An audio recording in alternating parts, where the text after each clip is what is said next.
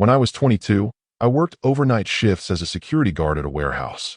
The job was mind-numbing, but it left my days free, so I spent a lot of nights off hanging out with my two best friends, Kyle and James. We were adrenaline junkies. We'd sneak into abandoned places, film videos, dare each other to push further than we should.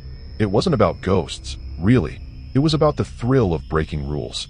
But one place changed everything for me. It was an old textile factory about 30 minutes outside town, completely windowless.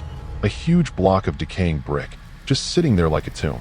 The story went that in the 1980s, a fire broke out during a night shift, trapping several workers inside. Nobody knew the exact number who died. After that, the factory shut down and nobody touched it.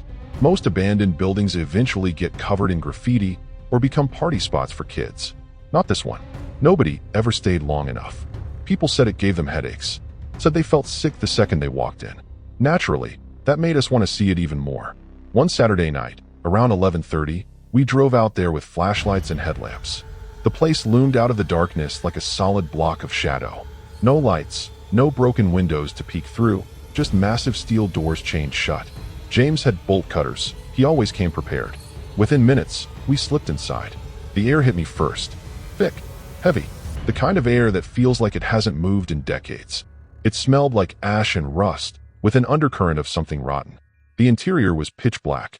Our headlamps cut narrow tunnels of light through the dark, landing on rusted machinery, conveyor belts, and endless piles of debris. The silence was suffocating. We pushed deeper, checking out the factory floor. The machines were massive, like skeletons of extinct beasts. Gears frozen mid-turn, belts sagging under their own weight. We found a staircase leading up to what must have been the break room. The walls were scorched from fire damage. Tables warped from heat. Lockers stood open, still filled with belongings. Half-burned sneakers, crumbling lunchboxes, a coffee mug with the name Ralph barely legible on it. But what chilled me wasn't the fire damage. It was the writing on the wall. Written in black ash, smeared with fingers, were the words, "Do not turn off the light." James laughed nervously. "Creepy as hell," he said. Kyle chuckled too, but it felt forced. I didn't laugh. Something about it felt like more than graffiti, like it was a warning meant for us. We sat there for a while, trying to act casual, but then Kyle's headlamp started to flicker. He hit it, muttering, until it shut off completely. And that's when I saw it. Movement. In the far corner of the room, just outside the glow of my lamp. Something dragging itself across the floor. Its limbs were too long, bent the wrong way, scraping against the concrete. "Kyle, get your light back on," I whispered. He kept fumbling. My heart hammered in my chest. When his light finally flicked back on, the corner was empty. But the floor had long, black scrape marks, fresh in the dust, leading toward us. We didn't joke anymore.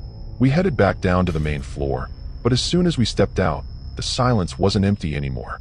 It was broken by footsteps. Not ours. Something was running, pacing us. We bolted. James shouted, "This way," and darted between two massive machines. I followed, trying to keep my light steady, but my breath was ragged, my chest burning. We ended up separated. I ducked behind a conveyor belt and killed my light, hoping whatever it was would pass me. That was a mistake. In the darkness, I heard it. Breathing. Not human breathing. It was wet, ragged, like someone choking on smoke.